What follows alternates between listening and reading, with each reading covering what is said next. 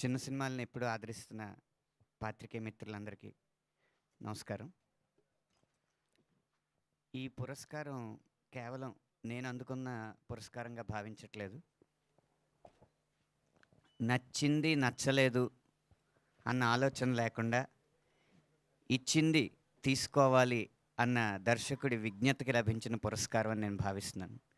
ఒక్క అక్షరం ఒక్క పదం కూడా ఇంకొకటి రాయండి అని అడగకుండా పాటను ఇచ్చింది ఇచ్చినట్టు ఆమోదించడం వల్ల ఇంత అద్భుతమైన ఫలితం లభించిందని నేను భావిస్తున్నాను.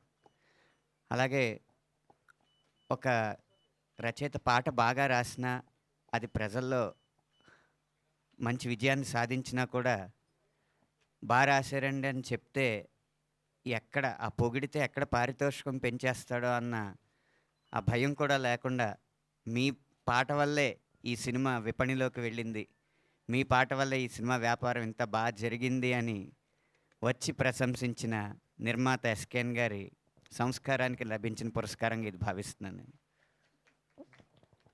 అదొక్కటే కాదు, 1500 పాటలు రాసిన తర్వాత కూడా ఒక బాణీ వింటే ఈ పాట బాగా రాయాలి అనిపించేంత నవ్యంగా, భవ్యంగా, సవ్యంగా స్వరపరిచి పాటను నాకు ఇచ్చిన విజయ్ బుల్గనెన్ గారి ప్రజ్ఞకు లభించిన పురస్కారంగా భావిస్తున్నాను. అన్నిటికీ మించి మనకి వచ్చిన తొలి అవకాశాన్ని, పెద్ద అవకాశాన్ని బాగా ఉపయోగించుకోవాలి అని చెప్పి ఈ సినిమాలో అద్భుతంగా నటించిన వైష్ణవి గారికి, ఆనంద్ గారికి, విరాజ్ గారికి, వారిలో ఉన్న ప్రతిభకి లభించిన పురస్కారంగా భావిస్తున్నాను. వీరందరూ కలిసి ఈ పురస్కారాన్ని తమ పల్లకీలో మోసి మీ దాకా తీసుకొచ్చారు.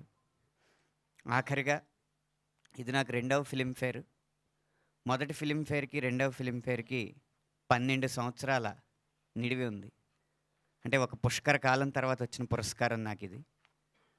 2వ ఫిలింఫేర్ రావడానికి 12 సంవత్సరాలు పట్టిందా అన్న ఆలోచన కంటే కూడా మొదటి ఫిలింఫేర్ తర్వాత 12 సంవత్సరాలు నా పాటల్ని వింటూ విజయవంతం చేస్తూ ఇక్కడ నిలదొక్కునేలా చేసి మళ్ళీ ఈ వేదిక మీద నిలబెట్టిన తెలుగు ప్రేక్షకుల ఆదరణకి, తెలుగు శ్రోతల అభిమానానికి ధన్యవాదాలు తెలియజేసే అవకాశంగా ఈ పురస్కారాన్ని భావిస్తూ, ఈ విధంగా చిన్న సినిమాగా విడుదలైన పెద్ద సినిమాగా అందరి హృదయాల్లో నిలిచిపోవాలన్న ఆకాంక్షని వెలిబుచ్చుతూ, చిన్న సినిమా బతికితేనే సినిమా పరిశ్రమ బతుకుతుందన్న నమ్మకాన్ని మీ ముందు వ్యక్తపరుస్తూ విరమిస్తున్నాను. థ్యాంక్ యూ అండి. నెక్స్ట్ సింగర్ శ్రీరామ్ చంద్ర గారిని మాట్లాడుతుంది కోరుతున్నాను.